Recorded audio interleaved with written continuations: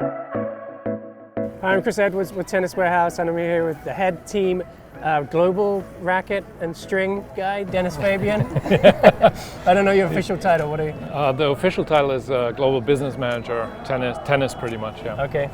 And we have an exciting string to talk about, and we have a pro stringer stringing in the tent, which we're going to show footage of, but it's really loud in there, so we're out here chatting with Dennis. It's a little bit quieter. First of all, Dennis, tell us about this string in some really cool colors here. Yeah, so pretty much this is a world premiere that we are showing this string here, first time to the outside world, let's say like this. And the concept of the string is a monofilament hybrid string that we created over the course of the past nearly 2.5 years. So that's how long it takes until we are happy, until our customers are happy. And this particular color is a reference to you as a great partner. It's the official Tennis Warehouse colorway with the orange on the main string and the blue on the crosses. So it's a shaped main string that's in 16 gauge, which is a little bit softer in terms of the feel and like the technical properties. And the cross string is in that blue color. It's a round string in 17 gauge, and it's slightly stiffer actually. So what that does is the stiffer cross string supports the snapback of the main string, which actually ends up in a higher spin potential that the string would deliver to a player.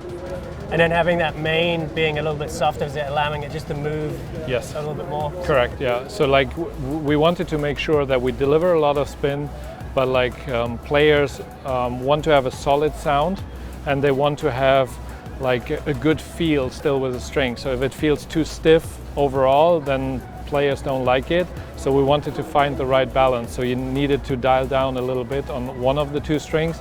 And in terms of the technical properties and like how the string behaves and moves, the right thing to do was to go a little bit softer on the main. And it's also a little bit thicker. Now we have Mike in there stringing up one of these new boom rackets from Head.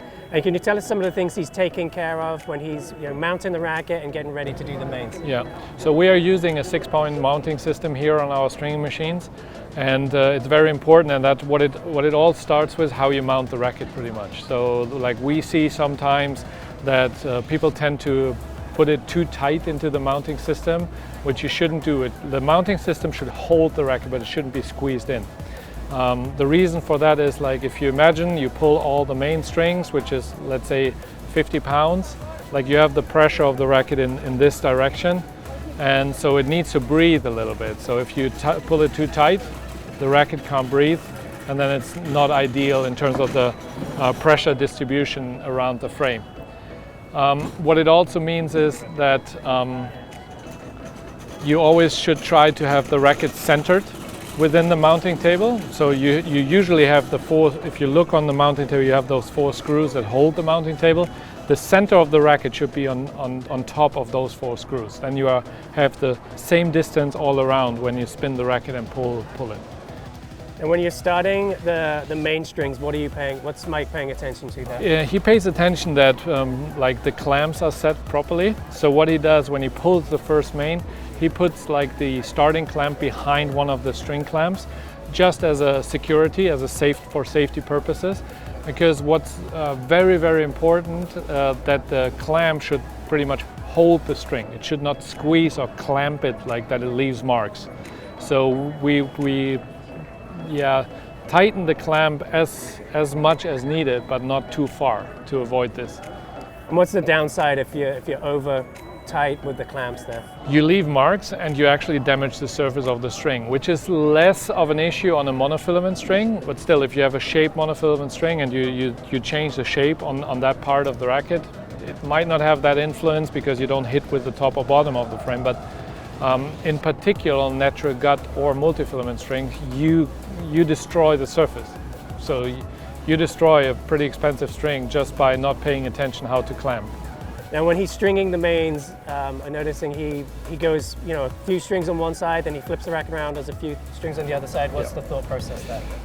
It's a pressure distribution within the racket. So we see this as well, that stringers tend to do quickly like one side and then they do the other side. But if you see like you have a round, more or less round racket, and you put like 8 or 9 main strings, just one side, you have all the pressure on one side, and then you put the pressure on the other side.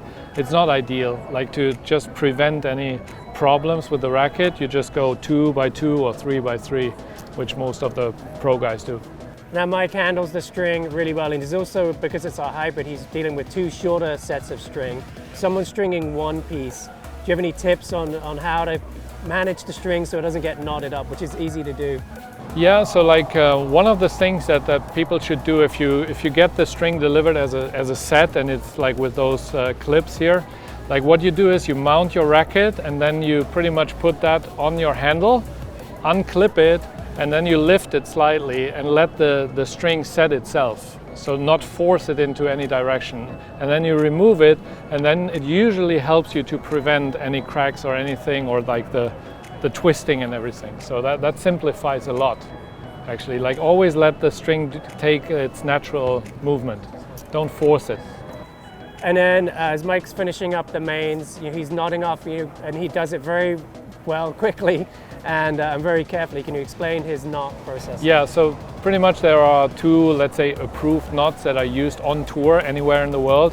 It's the so-called Pro knot, which is used by most of the tournament stringers, and then there is the so-called Parnell knot, which is named after a pretty famous stringer. Those are the 2 most popular knots that are used on tour. What are some of the things you want to be careful of when you're knotting off? So the knot should hold the string. It shouldn't be like squeezed into the grommet or like pulled too tight, like some people overdo it.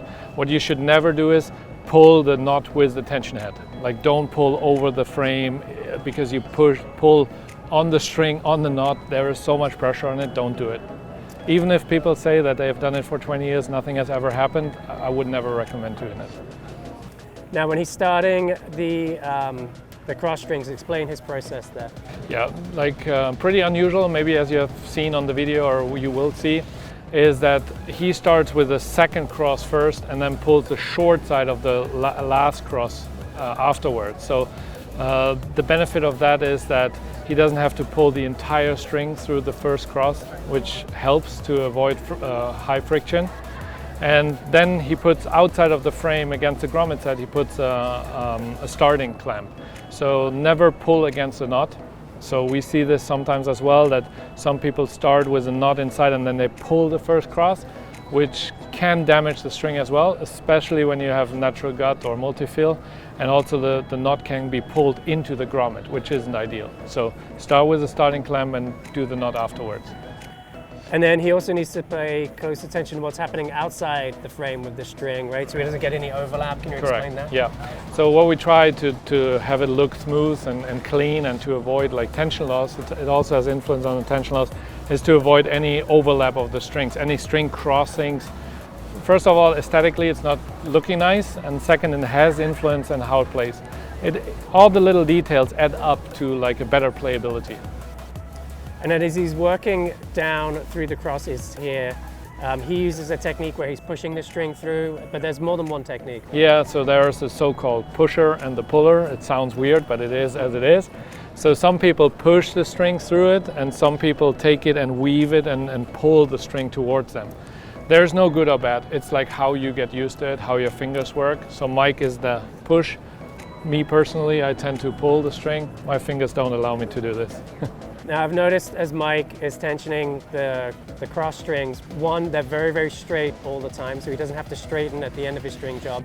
And then 2, he keeps his hand on that cross string as he's releasing tension on the string. Can you explain what's going on there? Yeah, so like first thing is that we always pre-weave one cross string, so that means that we have less friction when we pull the string because of the waves we do. And also we keep the string, it puts you in a position where you can keep the string straight immediately. So you don't have to straighten them afterwards as much, which also ends up in a higher string bed stiffness, better playability, better sound. And the reason why he holds his hand on it is he can check if the clamp has still the right tightness to it. So sometimes it loosens up during the process, and then so he can check it and save it. And then what else is he paying attention to as he's working his way through the racket? So what he does is like always have the clamp at the same position, same distance towards the frame. So always try to keep this, like the consistency is key basically. It's one of the major rules in stringing, keep it consistent. Especially if you have 2 or 3 of the same rackets, especially at those tournaments. If you get 3 rackets from any player, you want to have a consistent job. Knots always on the same position, the knot ending always in line with the string, the clamp positioning always in the same spot. Not too far away from the grommet, but also not too close, because that could cause damage as well. And that's pretty much the key. Like, don't let as I said in the beginning, let the string do its job and find its way. Don't like force it into any direction. So the twisting shouldn't happen and stuff. And as he's gotten down towards the throat of the racket, he's made a cut on the cross string. Can you explain why he did that? Yeah, so like the purpose of that is like he doesn't need as much string anymore. So he pre-measures the last 3 sets as cross strings. He cuts it to actually what he still needs, and then starts weaving it, because then he doesn't have to pull too much strings through it, which helps to prevent any notching or anything on the main strings too. Like if you don't have to pull too much. Now, anyone who's strung a racket knows when you get to those last few crosses, it starts to get pretty tight. So he's changed his stringing technique there. He changed how he pushes the strings through. So he tries to build loops to make it a little bit more smooth and that the string doesn't twist in the racket. You see that sometimes if you have also a shaped cross string. You can look into your racket and sometimes you see how the last 2 cross strings are twisted, and they are not supposed to be twisted. And so some of the techniques to help keep that straight, I notice he's not weaving ahead anymore. Is that helping to keep the string straight as Yeah, well? it's like kind of, he gives himself some more space because it gets tighter on the bottom of the frame, and that's why he changes his technique, so he still can keep it straight. That's the most important part. And then we're finishing down at the throat of the racket as he's nodding off. Can you explain why he started at the tip? Oh yeah, sure. So like this part here at the throat is like the stronger part of the racket. This up here in this curve is like the weaker part of the frame. So we always go from the weak part to the stronger part, just to prevent any cracking or anything. And like we as stringers, or like we can see if somebody has strung from the bottom to the top, because actually the shape of the racket will be different. And it actually can lead to cracks within the frame. And as we've got the racket Mike strung come off the string, you can just see how beautiful a job he did. The strings are dead straight, and it also has a really nice sound to it too when you hit it against your hand. Can you explain why that is? Yeah, because of like the less string movement we do during the process and the tightening and straightening of the string, it has a significant influence on the sound of the string, on the impact. And like if a pro stringer strings on 53 pounds versus, let's say, like not a super experienced stringer, you will realize that the pro stringer will have a tighter string bed out of the same tension compared to like a non-pro, let's say, like a home stringer. Well, Dennis, thanks for taking us through how to do a pro string job here at our TW10 at BNP Paribas Open, and also for introducing to the world this new head string Lynx Spin Squared.